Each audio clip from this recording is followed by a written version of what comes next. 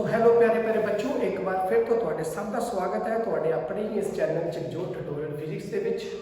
बच्चों अज जो आप टॉपिक करांगे वो है +2 साइंस के लिए बिल्कुल एक नया टॉपिक है, एक नया यूनिट है और एक नया सैशन शुरू करने जा रहे हैं। सो +2 साइंस के टॉपिक का नेम है बच्चों कूलम्स लॉ। यूनिट है साडे कोल इलैक्ट्रोस्टैटिक्स यूनिट नंबर 1। सो सब तो पहला है कूलम्स लॉ। देखिए जाए कूलम्स लॉ चीज़ है की है। ਤੁਸੀਂ +1 ਕਲਾਸ ਦੇ ਵਿੱਚ ਬੱਚੋ ਪੜਿਆ ਸੀ ਗ੍ਰੈਵਿਟੇਸ਼ਨ ਲਾ ਆਫ ਫੋਰਸ। ਉਹਦੇ ਵਿੱਚ ਬੱਚੋ ਆਪਾਂ ਕੀ ਪੜਿਆ ਸੀ F = capital G m1 m2 r²। ਠੀਕ ਉਸ ਵਿੱਚ ਮਾਸ ਦੀਆਂ ਗੱਲਾਂ ਹੋ ਰਹੀਆਂ ਸੀ, ਦੋ ਮਾਸ ਆਪਸ ਵਿੱਚ ਕਿਵੇਂ ਰਿਐਕਟ ਕਰਦੇ ਆ ਤੇ ਉਸ ਤੋਂ ਬਾਅਦ ਕੈਸਾ ਫੋਰਸ ਲਗਾਉਂਦੇ ਆ। ਇਸ ਦੇ ਵਿੱਚ ਅਸੀਂ ਬੱਚੋ ਜੋ ਪੜਾਂਗੇ ਉਹ ਹੋਏਗੀ ਚਾਰਜ ਦੀਆਂ ਗੱਲਾਂ। ਦੋ ਚਾਰਜ ਹੋਣਗੇ ਸੇਮ ਉਸੇ ਤਰੀਕੇ ਦੇ ਨਾਲ ਮਾਸ ਦੀ ਜਗ੍ਹਾ ਚਾਰਜ ਆ ਗਿਆ ਔਰ ਥੱਲੇ ਆਪਸ ਵਿੱਚ ਇਨਵਰਸਲੀ ਕੀ ਸੀ डिस्टेंस पे कि फोर्स इनवर्स ला फॉलो करता है डिस्टेंस दोनों चार्जेस के बीच डिस्टेंस की है। सो सेम उसी तरीके के दो चार्जेस की आपस में मल्टीप्लिकेशन है इथे क्योंकि इलेक्ट्रोस्टैटिक्स है। Electro means charge, statics means जो रेस्ट के ऊपर है। सो जो फर्स्ट यूनिट है साडा इहदे विच असी चार्ज बारे पढ़ांगे बट चार्ज कभी भी मूव नहीं करवा पाएगा। रेस्ट में होने करके की कोशिश करके दसेगा कि रिजल्ट देगा आप पढ़ने इस यूनिट नंबर 1 के विच। सो कूलम्स लॉ है कि द फोर्स ऑफ इंटरेक्शन कोई दो चार्ज है, मान लो मेरे को चार्ज पिया हुआ है इत्थे, एक चार्ज पिया हुआ है इत्थे। ये दोनों charges the force of interaction between any two point charges. Point charges किहड़े हुंदे हैं 11th में तुसीं पॉइंट ऑब्जेक्ट्स पढ़े हुए हैं। वो वाले ऑब्जेक्ट्स जिन्हां दा साइज की पॉइंट के बराबर है, बिल्कुल छोटे साइज के पॉइंट साइज निगलिजिबल साइज है, डिमेंशन नहीं है। दो पॉइंट चार्ज ऑब्जेक्ट्स ने चार्जेस ने इस उन्हां दे विचकार दा फोर्स किस दे बराबर होगा is directly proportional to the product of the charges and inversely proportional to the square of the distance between them. So कुछ फोर्स उन्हां दोनों दे विचकार कैसा लगेगा F Q1 Q2 और उन्होंने विचकार का डिस्टेंस सो वो F दे डायरेक्टली प्रोपोर्शनल टू होगा। सो डायरेक्टली टू हटाना कि आपा की लगा देंगे फोर्स कांस्टेंट लगा देंगे। वो फोर्स कांस्टेंट की वैल्यू की है स्मॉल k। सो F = उथे की सी यूनिवर्सल ऑफ ग्रेविटेशन के विच कैपिटल G लगदा सी। ओके ग्रेविटेशनल कांस्टेंट इथे क्या लगेगा फोर्स कांस्टेंट। तो Q1 Q2 दोनों चार्ज हैं और नीचे है r²। दो नवे वर्ड्स तुसी सीखोगे, एक है सोर्स चार्ज, एक है टेस्ट चार्ज। सोर्स चार्ज कौन सा चार्ज होएगा जो कि फोर्स लगा रहा है, जो कि फोर्स लगाएगा। मान लो एक आप ऑब्जेक्ट एक आप पॉइंट चार्ज है, एक पॉइंट चार्ज आया। सो जो ए वाला फोर्स इसके ऊपर लगाएगा उस जो लगा रहे हैं उन्होंने कहते हैं सोर्स चार्ज और जो महसूस कर रहे हैं उसको आप बोलते हैं टेस्ट चार्ज। ओके सो जे आप कहिए कि Q1 फोर्स लगा रहा है तो Q2 की होगा टेस्ट चार्ज जो कि फील कर रहा है। तो दोनों के विचकार का फोर्स के बराबर हो गया F = Q1 Q2 r²। ठीक है जी। ओके सो इथे जो एक k लगा हुआ है, जो इथे k है स्मॉल k है, जो एक k डिपेंड करता है किस चीज के ऊपर कि इन दोनों पॉइंट चार्जेस के विचकार मीडियम कैसा है। कैसा मीडियम कि ये एयर के विच पए हुए हैं कि ये किसी मीडियम के विच पे हुआ उस चीज़ पर डिपेंड करता है। सो देखना पैना कि एक के जो दोनों चार्जेस में कितने पे हुए हैं। सो के depends upon the medium between the two charges and on the system of units. ते जो ये चार्जेस ने या जो ये डिस्टेंस है ये यूनिट की है कि ये CGS के विच गल की जा रही है कि SI के विच गल कर रही है। ठीक है अगर CGS विच है तो के की वैल्यू की ली जाती है हमेशा 1। तो बाकी सारा केस की होगा न्यूटन की जगह की आएगा इथे डाइन आ जाएगा। ओके मीटर की जगह सेंटीमीटर आ जाएगा और क्यूलम की जगह क्यूलम ही रहेगा। ओके सो के की वैल्यू साडे को कुछ आ रही है बट इन SI के विच की होएगा के की वैल्यू होगी 9 × 10⁻⁹। सो मुख की गल की है जो की पढ़ते पे कि अगर CGS सिस्टम ऑफ यूनिट्स होंगे तो के की वैल्यू 1 होगी बट अगर SI होंगे तो के की वैल्यू की होगी 9 × 10⁹ याद रखनी है चीज। ओके सो के की वैल्यू आप की लेके चलांगे हमेशा। सो एक कांस्टेंट है जो कि हमेशा नाल लगेगा, जैसे उस ग्रेविटेशनल लॉ ऑफ फोर्स ਦੇ ਵਿੱਚ कैपिटल G ਦੀ वैल्यू ला के ਆਪਾਂ ਨਾਲ ਚੱਲਦੇ ਸੀ। सो क्लीयर ਇੱਥੇ ਤੱਕ ਤੁਹਾਨੂੰ ਜੇ ਜੋ ਗੱਲ ਹੈ ਉਹ ਕਲੀਅਰ ਹੋ ਜਾਣੀ ਚਾਹੀਦੀ ਹੈ। ਨੈਕਸਟ ਕੀ ਸੀ ਕਿ ਹੋਰ ਆਪਾਂ ਇਸ k ਨੂੰ कैसे लिखते हैं, k ਨੂੰ ਆਪਾਂ ਇਸ ਤਰੀਕੇ ਨਾਲ ਵੀ ਲਿਖ ਸਕਦੇ k 1/4 pi epsilon not. 4 pi constant है, एप्सिलॉन नॉट ये भी एक कांस्टेंट है और इसको अपन की बोलते हैं electrical permittivity in free space. तो इसको अपन बोलते हैं नॉट लगा ना, नॉट का मतलब है कि फ्री स्पेस की गल हो रही है, वैक्यूम की गल हो रही है। कि आ वाला केस अपन को लगा के चलना कि जो दोनों चार्ज ऑब्जेक्ट्स किथे पे ने, वैक्यूम च ने, किसी मीडियम दे विच नहीं पे, एयर च पे हुए हैं या वैक्यूम दे विच पे है, जिथे कोई ऑब्स्ट्रक्शन नाम की चीज ही नहीं है दोनों चार्जेस दे विच। ओके, वैक्यूम है। सो एक केस है। देयरफॉर आप इसको कितना लिख सकते हैं, F = 1/4 pi epsilon q1 q2 और r स्क्वायर, k की वैल्यू मैंने लिख दी थी a। ओके, और एक चीज और याद रखनी है, दिस फोर्स जो इलेक्ट्रोस्टैटिक फोर्स है जो कूलम्ब्स लॉ को फॉलो करने पे, या एक सेंट्रल फोर्स होगी। सेंट्रल फोर्स मतलब अगर एक ऑब्जेक्ट A है एक ऑब्जेक्ट A है, नहीं दोनों पॉइंट चार्जेस ने, ये दोनों के विचकार अगर फोर्स ऑफ अट्रैक्शन है या फोर्स ऑफ रिपल्शन है, डिपेंड होगा कि दोनों चार्जेस कैसे हैं, पॉजिटिव है या नेगेटिव है, चाहे दोनों पॉजिटिव या दोनों नेगेटिव। तो इन्होंने विचकार जो फोर्स ऑफ अट्रैक्शन भी लगेगा वो भी टूवर्ड्स देयर रेडियल लगेगा, रेडियस के दौरान ऐसे या ऐसे। अगर अट्रैक्शन है तो दोनों इदा एक दूसरे वाल जाएंगे, जो रिपल्शन है तो दोनों इदा एक दूसरे वाल जाएंगे। ओके, जो शॉर्टेस्ट डिस्टेंस है उसको फॉलो करते हुए दूसरे वाल होंगे, ऐसे नहीं जाएगा। अट्रैक्शन ऐसे नहीं होएगी, अट्रैक्शन ऐसे नहीं होएगी। अट्रैक्शन कितना होएगी, इन्होंने जो रेडियस होएगा दोनों पॉइंट चार्जेस को मिला के उन्होंने वाले पास। तो सेंट्रल फोर्सेस को होते हैं आप +1 क्लास ਦੇ ਵਿੱਚ पढ़िया कंजर्वेटिवली। ओके, जो कि इनिशियल ਤੇ फाइनल पोजीशन के ऊपर डिपेंड करते हैं।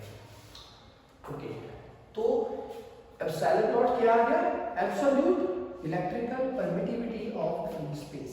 सो इसकी वैल्यू कितनी होती है, a होती है। ये अब कितना फाइंड करते हैं, k की वैल्यू पता है 9 × 10⁻⁹ 4 की वैल्यू पता है, पाई की वैल्यू पता है, इसकी वैल्यू फाइंड करना है तो मेरे को कितनी निकल के आएगी, कुछ ये निकल के आएगी। तो यूनिट की होएगा इस सारे का इस का यूनिट में अगर करना हो तो कितना यूनिट है, कोई नहीं है, इधर भी नहीं है, इधर भी नहीं है। ये कांस्टेंट जो है, सो ये चार्ज है तो यूनिट की होगी कूलम किलो, इधर क्या होगा मीटर स्क्वायर, इधर क्या होगा मीटर। सो फाइंड कितना जब तो यूनिट की बन के आता है, आ ऊपर चला गया, ये नीचे आ गया तो न्यूटन की हो गया इनवर्स विच, कूलम ऊपर ने सो स्क्वायर विच, थले मीटर स्क्वायर इनवर्स विच आ गया। सो ये यूनिट आगे किस दे आया, ये एप्सिलॉन नॉट द यूनिट भी साडे को बन के सामने आ गया। तो नेक्स्ट इस तो बाद जो बच्चों साडे को टॉपिक है वो है Coulomb's law in vector form. हुन ये की सी, ये आप स्केलर विच पढ़िया, सिंपल पढ़ना कूलम्स लॉ की चीज है, बट अगर वेक्टर फॉर्म दे विच पढ़िया जावे कि अट्रैक्शन हो रही है, रिपल्शन हो रही है, किस पासे ਨੂੰ हो रही है, तो ਇਹਦੇ ਵਿੱਚ ਆਪਾਂ ਕੀ ਚੀਜ਼ ਲੈ ਕੇ ਚੱਲਾਂਗੇ ਨਾਲ ਕਿ ਦੋਵਾਂ ਦੇ ਉੱਪਰ ਚਾਰजेस कैसे है। ਇੱਥੇ ਆਪਾਂ ਚਾਰजेस ਬਾਰੇ ਕੁਝ ਨਹੀਂ ਪੜਿਆ, पॉजिटिव है नेगेटिव है, ਮੈਨੂੰ नहीं पता, ਸਾਨੂੰ कुछ नहीं पता, ਇਹਦੇ ਬਾਰੇ ਜਾਨਣਾ ਜ਼ਰੂਰੀ ਨਹੀਂ ਸਮਝਿਆ क्यों कैसे है, रिपल्शन होगी, अट्रैक्शन होगी, रिपल्शन होगी, बट ਹੁਣ ਆਪਾਂ डायरेक्शन ਨਾਲ स्पेसिफाई करनी है। तो वेक्टर फॉर्म ਦੇ ਵਿੱਚ ਆਪਾਂ इसको पढ़ांगे। सो ਉਸ ਦੇ ਕੀ ਕਰਨਾ ਹੋਊਗਾ, ਇੱਕ रेफरेंस फ्रेम लेके चलना पैਣਾ ਸਾਨੂੰ। दो चार्ज ने ਕਿਹੜੇ ਕਿਹੜੇ, एक q1 एक q2, ये दोनों की होंगे, आ हो गया डिस्प्लेसमेंट वेक्टर, आ की हो गया पोजीशन वेक्टर। इन्हां दी पोजीशन स्पेसिफाई किया गया इस पॉइंट तो। ओके, सो इस पॉइंट तो कि q1 कितनी दूरी पे है, r1, तो q2 कितनी दूरी पे है, r2।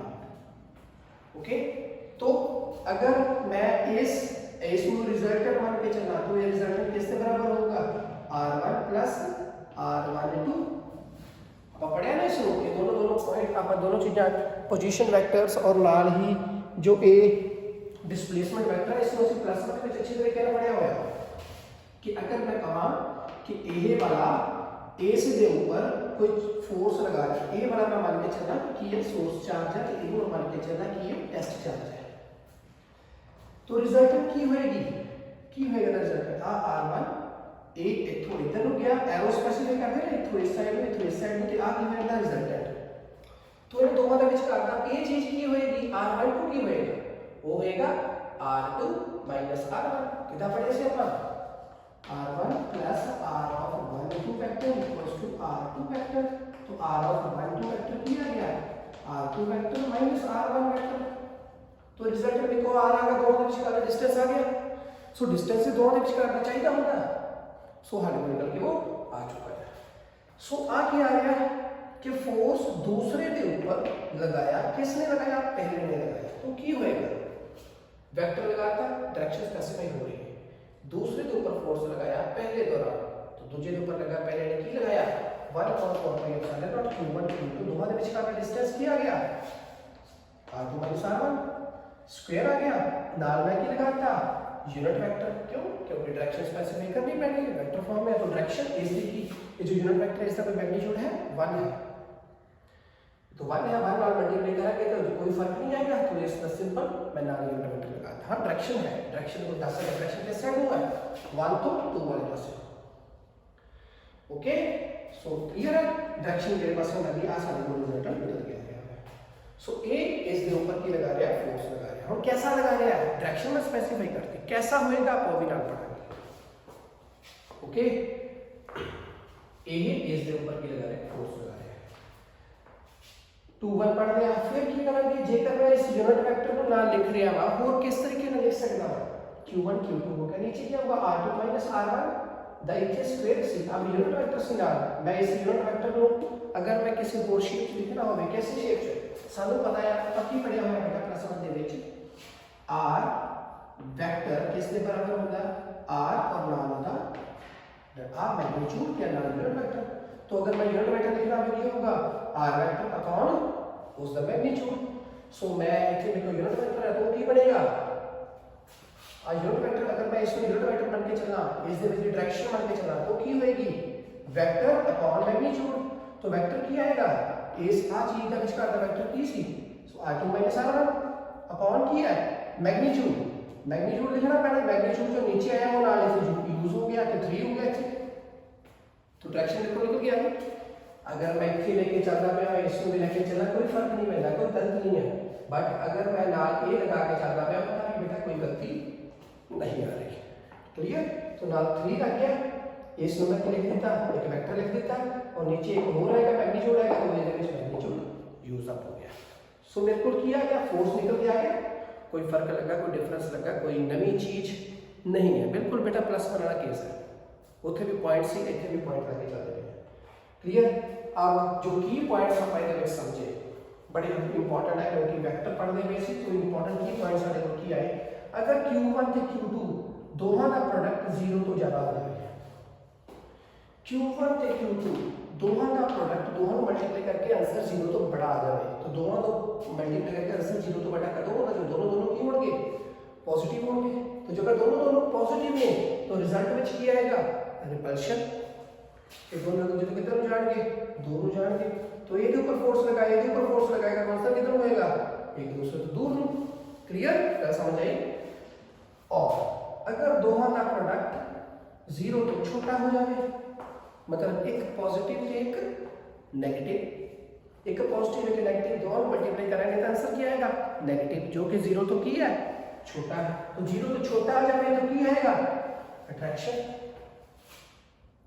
ओके अगर दोनों दोनों नेगेटिव हो तो नेगेटिव इनटू नेगेटिव आंसर क्या होगा 0 तो बड़ा, नेगेटिव इनटू नेगेटिव पॉजिटिव तो 0 तो बड़ा, तभी क्या आएगी रिपल्शन। गल समझ आई। सो एक नेगेटिव पॉजिटिव विच की है, ਜਾਂ दोनों दोनों की है पॉजिटिव पॉजिटिव है, ਜਾਂ दोनों नेगेटिव नेगेटिव है, ਇਹਦੇ ਵਿੱਚ एक पॉजिटिव है और एक नेगेटिव है। थर्ड केस ਹੁਣ ਆਪਾਂ ਇਹ ਲਗਾਇਆ ਇਸ ਦੇ ਉੱਪਰ फोर्स लगा रहा ए वाला चार्ज, बट अगर मैं इस ਨੂੰ सोर्स मान लवा तो इस ਨੂੰ टेस्ट चार्ज मान ला, फिर की होएगा तो फोर्स कितने लगाएगा A2 लगाएगा किस के ऊपर 1 के ऊपर, तो भी की होएगा 1/4 पे एप्सिलॉन q1 q2 अपॉन, अब इथे की सी 2 - 1 इथे की होएगा 1 - 2 क्यों होना है, क्योंकि उस वेले ए दे ऊपर लगा रहा है, सो मैं इधर ਨੂੰ इथों एरो इस साइड ਨੂੰ ऐसे, तो रिजल्टेंट की बनना सी ए, तो रिजल्टेंट ਵਿੱਚ ਕੀ ਆएगा सी r1 - r2।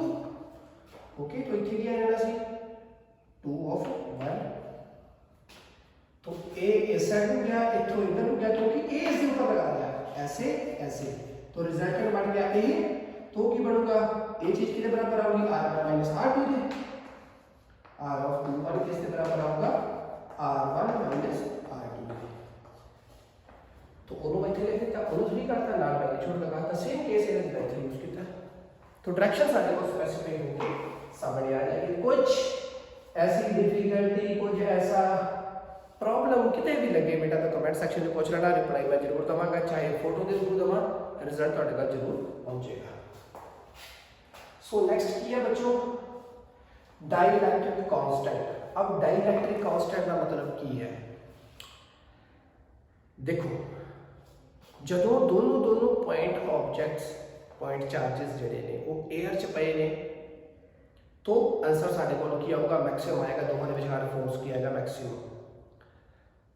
ओके बट ਜਦੋਂ ਦੋਨੋਂ ਦੇ ਦੋਨੋਂ ਕੱਚ ਆ ਜਾਣ, ਕਿਸੇ ਮੀਡੀਅਮ ਦੇ ਵਿੱਚ ਹੋ ਜਾਣ, ਕਿਸੇ ਵੀ ਮੀਡੀਅਮ 'ਚ ਆ ਜਾਣ, ਤਾਂ ਫੋਰਸ ਕੀ ਹੋ ਜਾਂਦਾ, ਘਟ ਜਾਂਦਾ ਹੈ। ओके क्योंकि रस्ते ਦੇ ਵਿਚਕਾਰ ਦੀ ਜਿਹੜੀ ਅਬਸਟਰਕਸ਼ਨ ਹੈ ਉਹ ਕੀ ਹੋ ਜਾਂਦੀ, ਵੱਧ ਜਾਂਦੀ। आर ਜਿਹੜਾ ਸੀ दो पॉइंट ऑब्जेक्ट्स ਦੇ ਵਿਚਕਾਰ ਜਿਹੜੀ ਦੂਰੀ ਹੈ ਉਹ r ਸਪੈਸੀਫਾਈ ਕਰਦਾ, ਬਟ ਅਗਰ r ਦੇ ਵਿਚਕਾਰ ਕੋਈ ਚੀਜ਼ ਨਹੀਂ ਹੈ ਸੋ ਇਸ ਦੀ ਵੈਲਿਊ ਫਿਰ ਆਪਾਂ ਘੱਟ ਲੈ ਕੇ ਚੱਲਾਂਗੇ, ਕਿਉਂਕਿ ਇਹ ਸਿਰਫ r ਹੀ ਰਹੇਗਾ। ਮੀਨਸ ਆ ਵਾਲੀ ਚੀਜ਼ ਕੀ ਹੋਏਗੀ, ਇਹਦੀ ਵੈਲਿਊ ਸਿੰਪਲ परमिटिविटी का केस है, इतना समझेंगे। आर दोनों ऑब्जेक्ट्स ਜਿਹੜੇ ਪਏ ਨੇ, पॉइंट ऑब्जेक्ट्स ਜਿਹੜੇ ਆ ਦੋਨੋਂ ਪਏ ਹੋਏ ਨੇ, ਆ ਜਾਣਗੇ ए है, तो ਉਹਦੇ ਵਿਚਕਾਰ ਅਗਰ ਕੋਈ ਮੀਡੀਅਮ ਨਹੀਂ ਹੈ, ਸਿੰਪਲ 에ਅਰ ਹੈ ਜਾਂ ਵੈਕਿਊਮ ਹੈ, तो फिर भी ਇਹਦੀ ਵੈਲਿਊ ਨੂੰ ਘੱਟ ਹੀ ਲੈ ਕੇ ਚੱਲਾਂਗਾ ਕਿ ਇਹਦੀ ਵੈਲਿਊ ਮੈਕਸਿਮਮ ਆਏਗੀ। ਬਟ ਜੈਸੇ ਹੀ ਇਹਦੇ ਵਿਚਕਾਰ ਮੀਡੀਅਮ ਵੀ ਕੋਈ ਭਰ ਜਾਵੇ ਤਾਂ ਆਬਸਟਰਕਸ਼ਨ ਬਹੁਤ ਤਗੜੇ ਲੈਵਲ ਦੀ ਆ ਜਾਂਦੀ ਹੈ, ਔਰ ਫੋਰਸ ਕੀ ਹੋਊਗਾ, ਫਿਰ ਘਟ ਜਾਂਦਾ ਹੈ। ओके तो ਆਪਾਂ ਉਹੀ ਚੀਜ਼ ਵਿੱਚ ਸਪੈਸੀਫਾਈ ਕਰਨਾ, ਜਦੋਂ ਸਾਡੇ ਕੋਲ तो डाइलेक्ट्रिक कांस्टेंट ਜਾਂ ਰਿਲੇਟਿਵ परमिटिविटी ਹੁੰਦਾ ਕੀ ਹੈ, ਜਦੋਂ ਕੋਈ ਮੀਡੀਅਮ ਲੈ ਕੇ ਚੱਲਿਆ ਤਾਂ ਫੋਰਸ ਮੀਡੀਅਮ ਦੇ ਵਿਚਕਾਰ ਕੀ ਹੋਏਗੀ, 1/4 ਪਾਈ ਐਪਸਿਲਨ।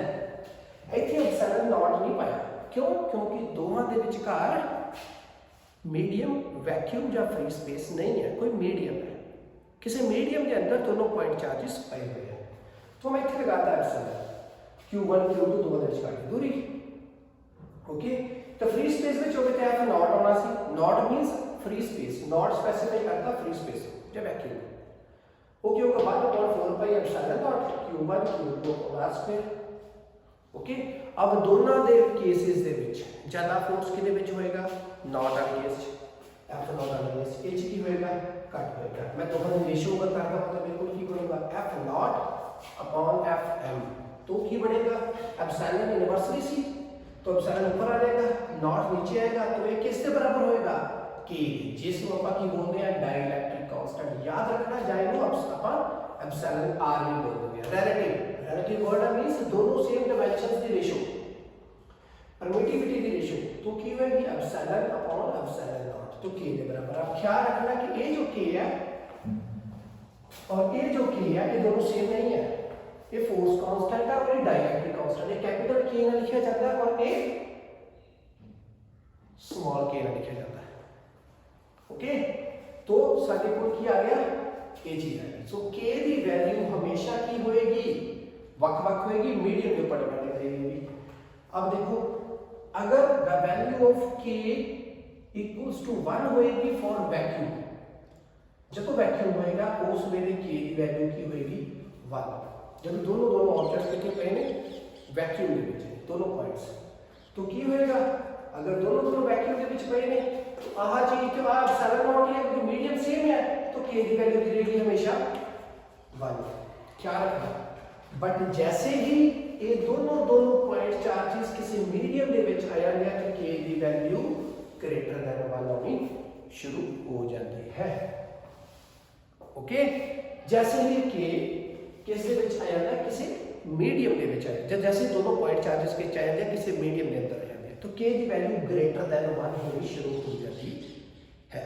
तो जैसे जैसे डेंसर मीडियम हो ही जाएगा, डेंसर वाला केस मतलब कंपैरेटिवली मैं वैक्यूम की कंपैरेटिवली गल कर, जैसे जैसे डेंसर हो जाएगा तो के की वैल्यू इंक्रीज होती जाती है। वाटर वास्ते 81 पहुंच जाती है, ग्लास वास्ते 3 to 4 रहती है, तो डेंसर है ना वैक्यूम के मुकाबले। तो जैसे किसी मीडियम के अंदर जाएगा तो के की वैल्यू शार्पली इंक्रीज होनी शुरू हो जाती है। तो क्लियर होई गल।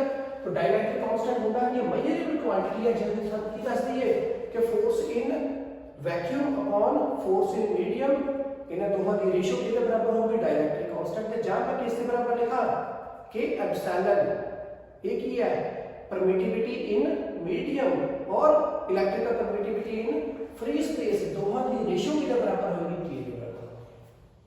परमिटिविटी तो समझ की हो बेटा, परमिट करना अपने विचों किसी चीज को पास होने देना, परमिटिविटी देना, इजाजत देना।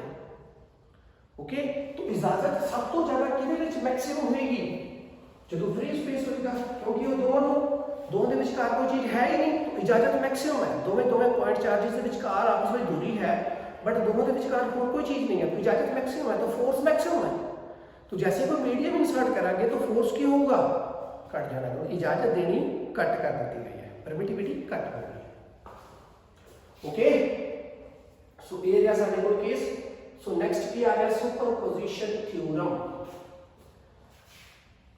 सुपरपोजिशन थ्योरम की है, ਤੁਸੀਂ प्लस 1 ਦੇ ਵਿੱਚ ਬੱਚੇ सुपरपोजिशन थ्योरम पढ़ी सी। सुपरपोजिशन का मतलब की है कि जिन्ने भी फोर्स, अगर मान लो कि मैं एक आ सोर्स चार्ज है, एक टेस्ट चार्ज है, इस लागे बहुत सारे सोर्स चार्जेस पे हुए हैं, तो इस टेस्ट चार्ज के ऊपर बहुत सारे सोर्स जो है ने, बहुत सारे ने, वो ये ऊपर की करेंगे, फोर्स लगाएंगे।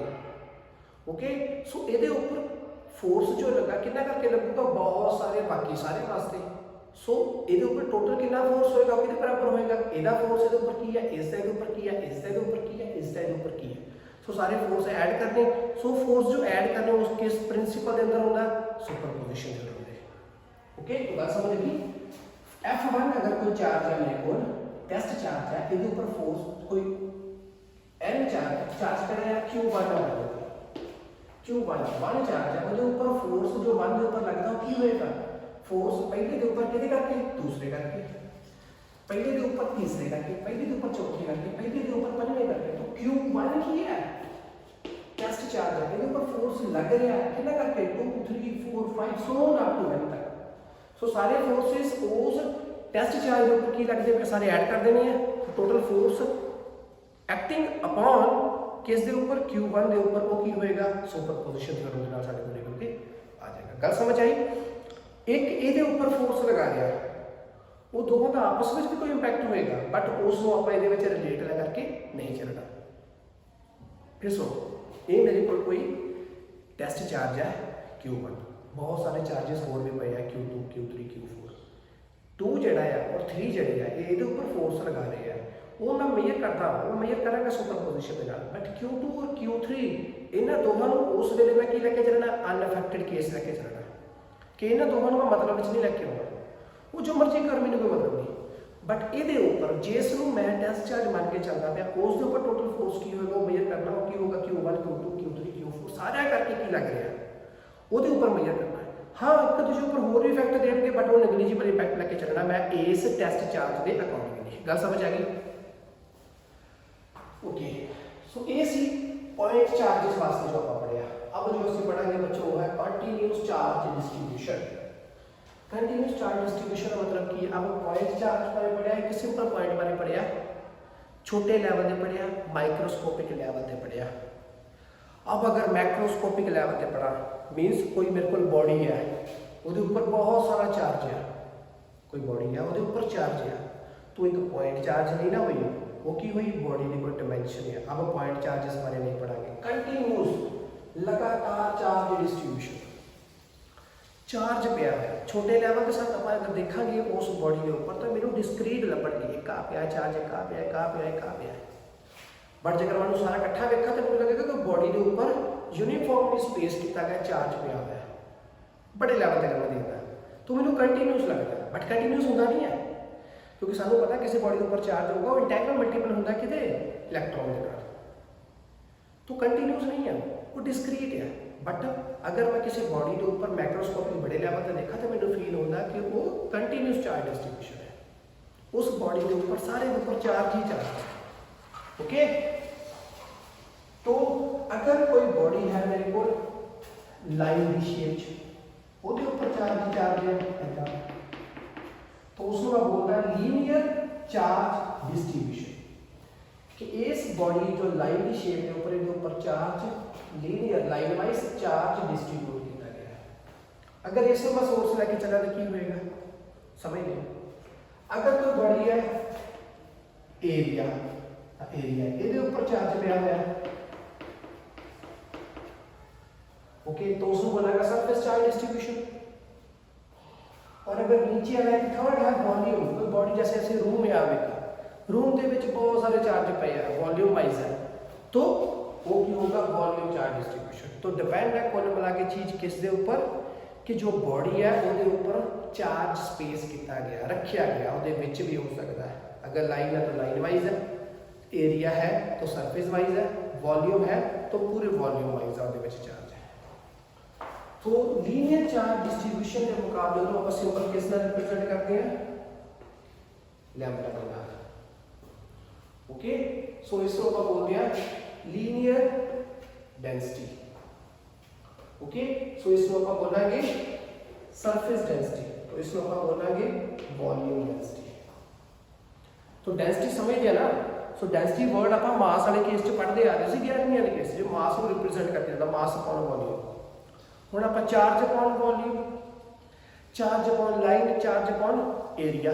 तो कुल मिला के देखो डेंसिटी सी क्या है जो आप उत्थे डेंसिटी पढ़िया सी उत्थे डेंसिटी आप पढ़ते सी वॉल्यूम ए सी डेंसिटी अपने को वो की सी मास अपॉन वॉल्यूम।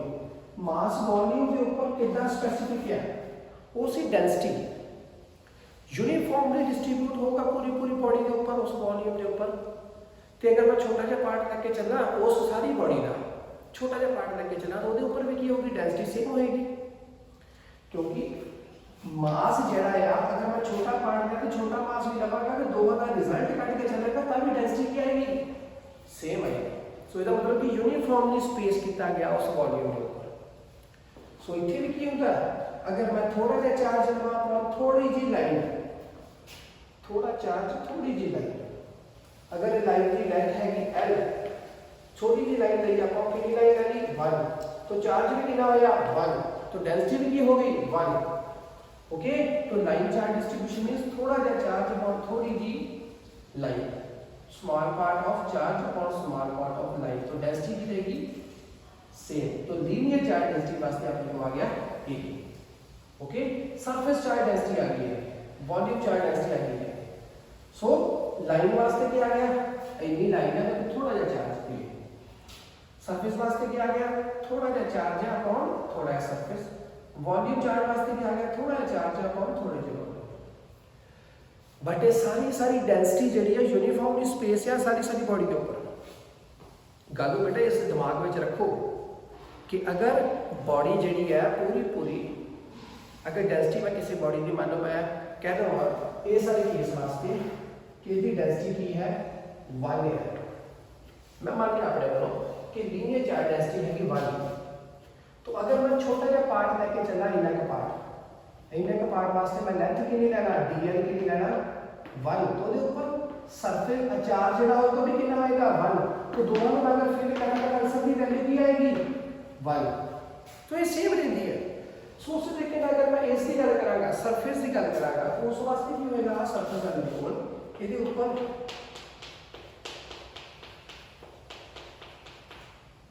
अगर मैं थोड़ा जिहा पार्ट लिया आज छोटे पार्ट्स ने सारे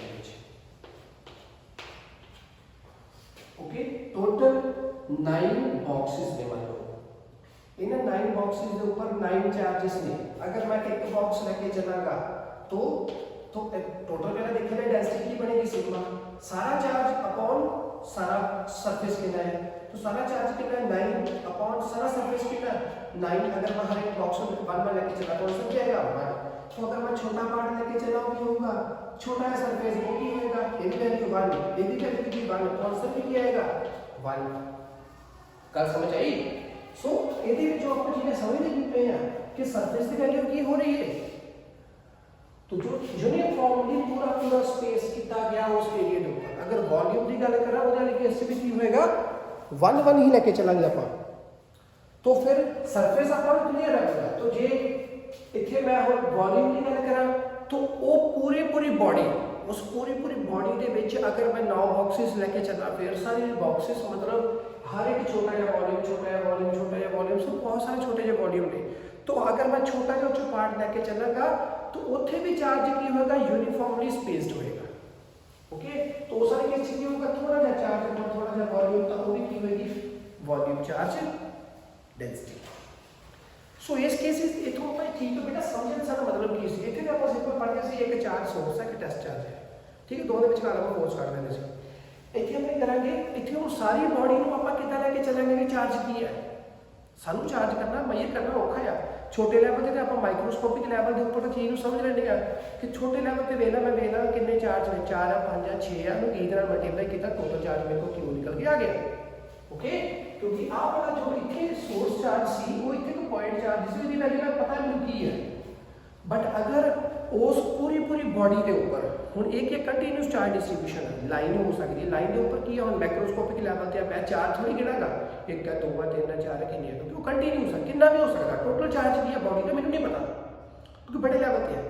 सो उस केस आप करेंगे वो छोटा जिहा पार्ट लै लईदा, छोटा जिहा पार्ट लै लिया, उस छोटे जे पार्ट के नाल टेस्ट चार्ज के नाल आपां रिजल्ट कढ लिया की आया, बाद च उसनूं भी कर लिया इंटीग्रेट करता पूरे के ऊपर तो सारा कर।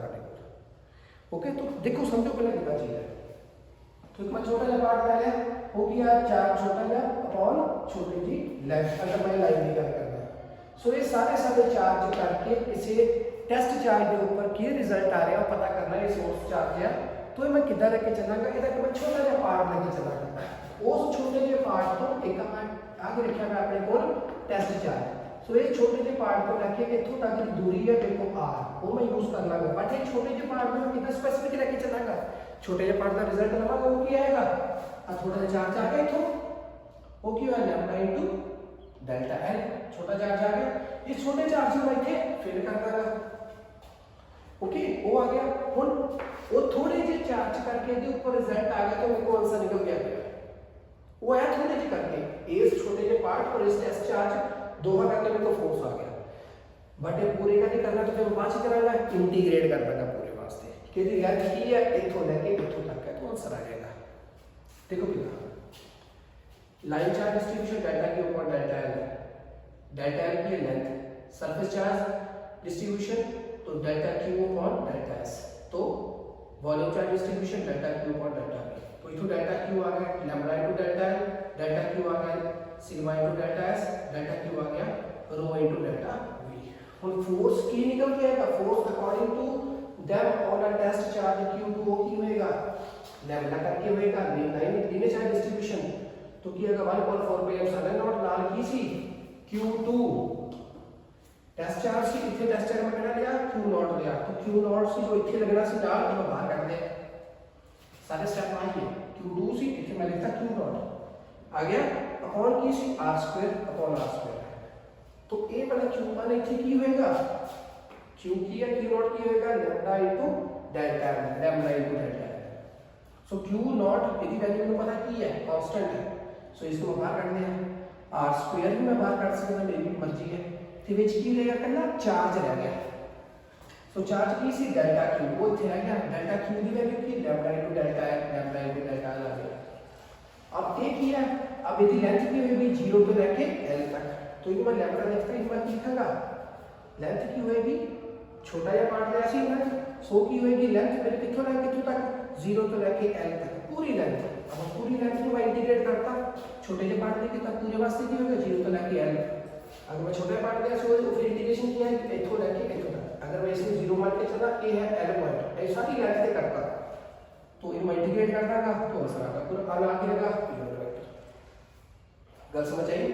उसी तरीके का सरफेस वास्ते की होएगा सेम वही केस, डेल्टा क्यू बाहर कर दिया क्यू नॉट बाहर कर दिया इथों r स्क्वायर भी बाहर कर दांगे कि विचकार की होगा डेल्टा क्यू रहेगा, डेल्टा क्यू की वैल्यू की आ गई सिग्मा इनटू क्योंकि सरफेस है सिग्मा डेल्टा एस, तो सिग्मा की होएगा सारा सरफेस की है, पहला मैं छोटा पार्ट लिया मैंने इतना का पार्ट लिया, अब सारा की होएगा पूरा सरफेस कितने लेके 0 तो लेके कितना सरफेस आएगा पूरा सारा सरफेस, तो मैं नाल सिग्मा दे देता।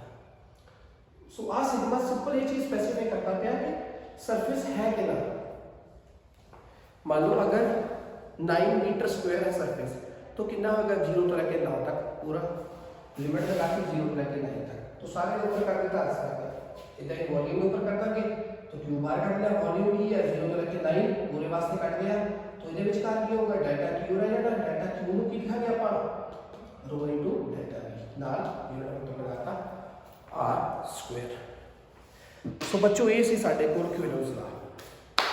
अब इस तो बाद इलैक्ट्रिक फील्ड शुरू हो जानी है, फोर्स जो सी चार्जिस करके आप पढ़ लिया पूरा, हुण आप इलैक्ट्रिक फील्ड पढ़ांगे, फिर पोटेंशियल पढ़ांगे, पोटेंशियल तो बाद फिर साडे कोल कैपेसिटेंस आ जानी है और फिर जो यूनिट है साडे कोल ਇਲੈਕਟ੍ਰੋਸਟੈਟਿक्स ਇਹ ਖਤਮ ਹੋ ਜਾਣਾ ਹੈ।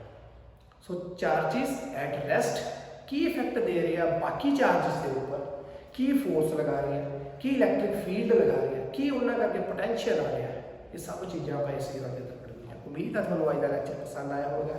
ਲੈਕਚਰ ਦੇ ਪੂਰੇ ਨੋਟਸ ਚੰਗੀ ਤਰ੍ਹਾਂ ਬਣਾ ਲਿਓ ਔਰ ਸਾਡੇ ਚੈਨਲ ਨੂੰ ਲਾਈਕ ਸ਼ੇਅਰ ਸਬਸਕ੍ਰਾਈਬ ਕਰਨਾ ਨਾ ਭੁੱਲਣਾ। ਅੱਜ ਦੇ ਲਈ ਬਸ ਇੰਨਾ ਹੀ। ਖੁਸ਼ ਰਹੋ, ਖੁਸ਼ਹਾਲ ਰਹੋ, ਪੜ੍ਹਦੇ ਰਹੋ, ਪੜ੍ਹਾਉਂਦੇ ਰਹੋ ਤੇ ਲਾਈਫ ਨੂੰ ਕੀ ਕਰਨਾ, ਇੰਜੋਏ।